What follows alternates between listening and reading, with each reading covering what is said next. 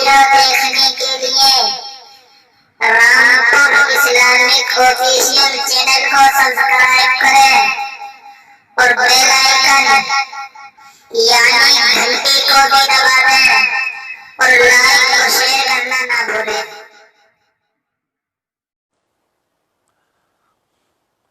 الحمدللہ وکفیٰ وسلام علی عبادہ الذین اصطفیٰ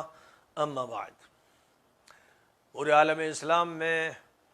اس بات پر خوشی منائی جا رہی ہے کہ استنبول میں آیا صوفیہ کے نام سے جو کسی زمانے میں عیسائیوں کا کلیسا تھا، اور اس کے بعد محمد الفاتح نے جب 6 صدی ہجری میں استنبول کو فتح کیا تو اس کے بعد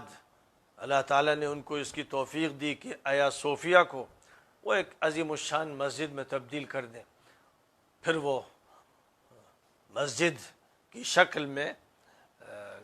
تبدیل کر دیا گیا، وہ کلیسا مسجد کی شکل میں تبدیل کر دیا گیا، اور صدیوں سے وہاں نماز پڑھی جاتی رہی، اذانیں ہوتی رہیں، تلاوت ہوتی رہی، اعتکاف ہوتا رہا، مدرسہ چلتا رہا، دین کی تبلیغ کا کام اور تعلیم کا کام ہوتا رہا، یہاں تک کہ پھر وہ دور آیا کہ جس میں مصطفیٰ کمال کے نام سے دونما قبیلے کے ایک یہودی کو اس بات کا مغربی صلیبی اور صہیونی طاقتوں کی مدد سے یہ موقع ملا کہ اس نے خلافت عثمانیہ کے ترکی کا خاتمہ کیا اور اسلام کو بے خوبن سے اکھاڑنے کی ہر طرح کی کوشش کی۔ اذان پر پورے ملک میں پابندی لگا دی گئی اور یہ لازم کر دیا گیا کہ اذان دینی ہے تو ترکی زبان میں دو۔ قرآن پر پابندی عائد کر دی گئی، اسلام کے مظاہر پر پابندی عائد کر دی گئی۔ شاید دنیا میں اتنا بڑا ملحد کوئی گزرا ہو جس نے ایک مسلم ملک کی پہچان کو ختم کیا اور پوری طاقت سے ہزاروں علماء اور مسلمانوں کا قتل عام کر کے اس خبیث و مجرم و ملحد نے پورے ترکی کو ننگا بچا کر دیا، اور اس نے یہ کوشش کی اور اس کوشش میں اپنے تئیں کوئی کسر نہیں چھوڑی کہ اس ترکی میں اسلام کی رمق باقی نہیں رہے گی۔ اور کہا جاتا ہے کہ جو شیخ الاسلام تھے ان کے سر پر اس نے قرآن پٹخ دیا تھا کہ لے جا اپنا قرآن۔ تو وہ ایک بڑا مجرم و خبیث قسم کا یہودی تھا جس کو یہ موقع مل گیا فوج کے ذریعے سے کہ وہ ایسے مسلم ملک پر قابض ہو گیا جس نے مدتوں عالم اسلام کی خدمت کی، اس کی عزت کا تحفظ کیا، اس کی آبرو کو سنبھال کے رکھا۔ جس کو اللہ تعالیٰ نے یہ توفیق دی، اس پر ایک ایسا مجرم مسلط ہوا جس نے ترکی کو اسلام سے بالکل یا محروم کر دینے کی کوشش کی، لیکن جسے اللہ رکھے اسے کون چکھے۔ اللہ تعالیٰ کا نظام اپنی جگہ کام کرتا ہے۔ تلک الایام نداولها بین الناس کا اصول ہے، یہ رات و دن کی گردش ہے جو ہم کرتے ہیں، حکومتوں کو بدلتے ہیں، کسی کو بٹھاتے ہیں، کسی کو اٹھاتے ہیں، یہ اللہ کا نظام ہے۔ 10 سال میں پورا ہو یا 100 سال میں پورا ہو، تقریباً 100 سال کا عرصہ گزر گیا کہ اس مجرم نے اس مسجد کو، جو صدیوں سے مسجد تھی، جہاں اذانیں بلند ہو رہی تھیں اور جہاں نمازیں ہو رہی تھیں اور جہاں قرآن پڑھا جا رہا تھا اور جہاں اعتکاف کیا جا رہا تھا، اس نے میوزیم بنا دیا۔ یہ بات 1930-33 کی ہے کہ اس نے اس کو میوزیم میں تبدیل کر دیا۔ اب 2020 تک پہنچتے پہنچتے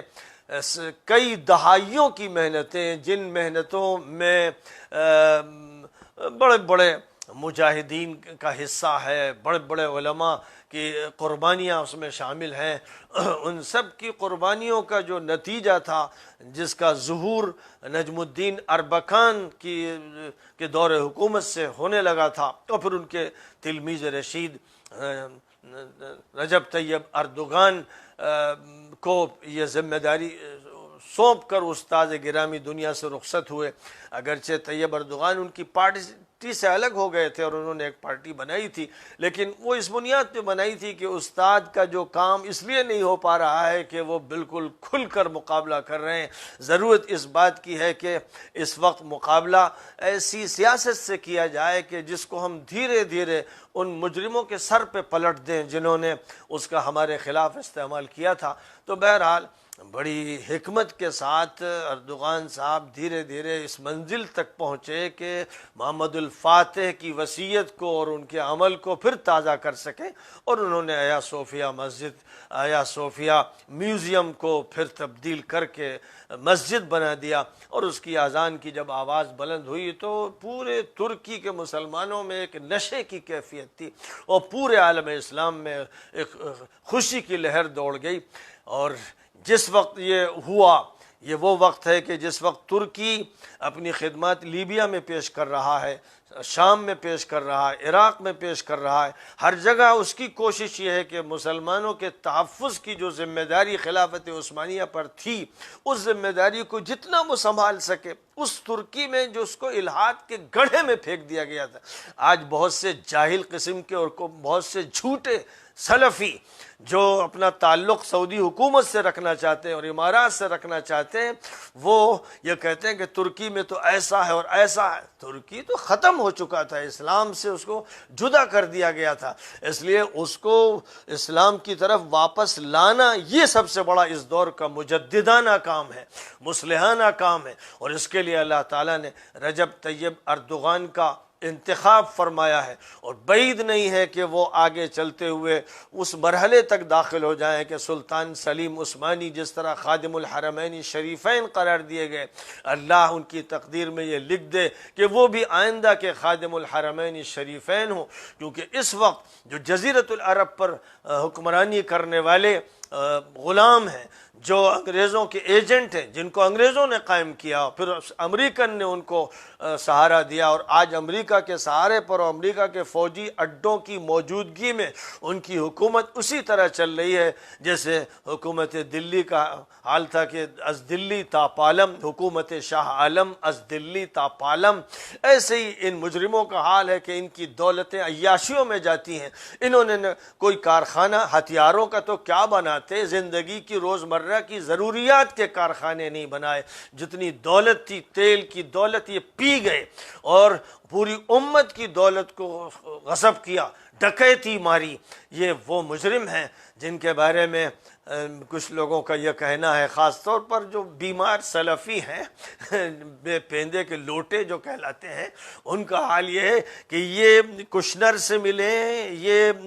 ٹرمپ کے سے بیعت کریں، یہ $450 ملین اس کی خدمت میں پیش کریں، یہ سینچری ڈیل کریں، یہ قوم سمود اور قوم لوط کے علاقوں میں پکنک اسپاٹ کھولیں، یہ 300 سینما گھر کھولیں، یا عورتوں کو بے پردہ کریں، اور ان کی اندر کی عیاشیوں کی کتنی داستانیں ہوں، لیکن وہ انہی کی تائید کرتے ہیں۔ یہ وہ مجرم ہیں جنہوں نے اسلامی نظام کو مصر میں برپا نہیں ہونے دیا اور اسرائیل کے ایجنٹ، ذلیل و خوار ایجنٹ سیسی کو مسلط کیا، جن کے ساتھ مصر میں سلفی کھڑے تھے، جو سیسی کے ساتھ کھڑے تھے۔ اس کے بعد سیسی نے ان کی داڑھیاں نچوا دیں، ان کو ٹھوکر مار دیا، آج ان کا کہیں نام و نشان نہیں۔ پھر یہی وہ مجرم ہیں جن کو یمن کے 2 ٹکڑے کرنے کے لیے مسلط کیا گیا جنوبی یمن پر، اور جنوبی یمن کو شمالی یمن سے توڑنے کے لیے انہوں نے خود اہل سنت کے درمیان ایک جنگ چھڑوا دی۔ وہ جنگ جو حوثیوں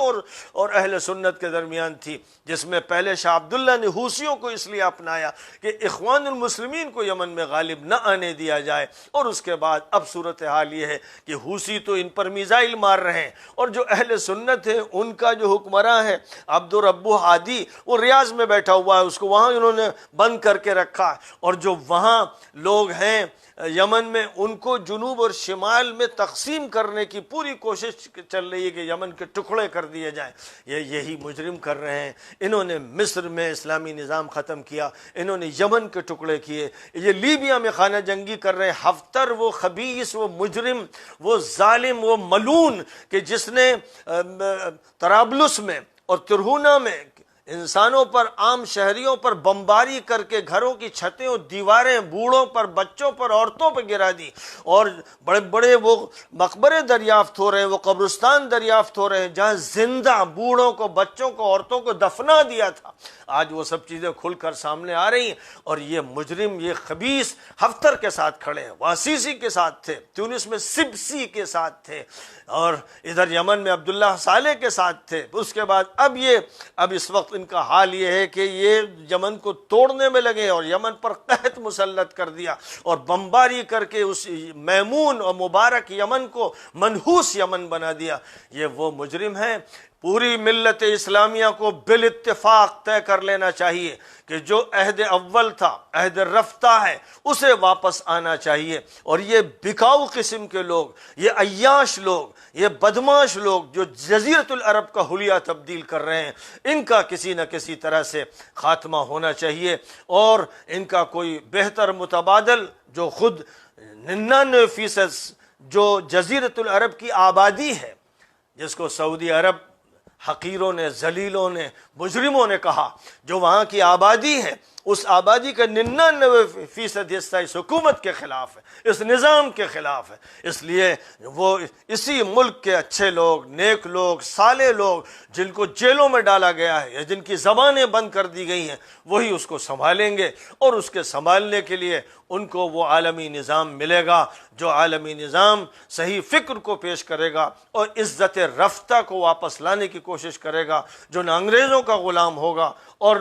نہ وہ روس کا، نہ امریکہ کا غلام ہوگا۔ ان سے آزادی کے ساتھ جو یہ کوشش کرے گا کہ امت کا تشخص بحال ہو، اس کے ساتھ پوری امت مسلمہ کو جڑنا چاہیے۔ اور جو لوگ دھوکہ دے رہے ہیں اور ادھر ادھر کی باتیں کر رہے ہیں اور حکومت کے خلاف جو بیانات دیے جاتے ہیں، تو ان میں کہتے ہیں ایک بڑے عالم اسی مغصوبہ زمین کے ایک بڑے عالم کا یہ کہنا تھا، اس کا بیان آیا کہ سعودی عالم جو کہلاتا ہے کہ اگر آپ ٹی وی کی اسکرین پر دیکھیں اپنے حاکم کو بدکاری کرتے ہوئے، تب بھی اسے برا نہ کہیں اور اس کی بات مانیں اور اس کی اطاعت کریں۔ تو اتنے ذلیل لوگ، اتنے گرے لوگ، اتنے حقیر لوگ اسلام کے نمائندہ نہیں ہیں، نبی کے نمائندہ نہیں ہیں، اور نبی کے اصحاب کے اور آل بیت کے نمائندہ نہیں ہیں۔ یہ گھسپیٹیے، خبیث، مجرم قسم کے لوگ ہیں جو حدیثوں کا غلط استحصال کرتے ہیں، غلط ترجمانی کرتے ہیں اور قرآن اور حدیث کو ٹکراتے ہیں اور اسلامی نظام کو تہوبالا کرنے پر لگے ہوئے ہیں، مصر ہیں، کیونکہ ان کا ایجنڈا ہی دوسرا ہے۔ اللہ ان لوگوں سے نمٹے، اور یقیناً انشاءاللہ اللہ نمٹے گا۔ لاکھوں مسلمانوں کو انہوں نے ذبح کیا، شام میں کیا، عراق میں کیا، یمن میں کیا، اور لیبیا میں کر رہے ہیں، اور کہاں کہاں کیا۔ تو ظاہر ہے کہ یہ سزا سے بچیں گے نہیں، دیر ضرور لگتی ہے، لیکن اللہ ان کی گرفت فرمائے گا، اور کہاں سے اللہ کسی کو اٹھائے گا مستقبل یہ دیکھ لے گا۔ اور میں نے یہ ضروری سمجھا کہ اس مسئلے پر کچھ اپنے تاثرات کا اظہار کر دوں۔ تفصیلی گفتگو انشاءاللہ کسی اور موقع پر ہوگی۔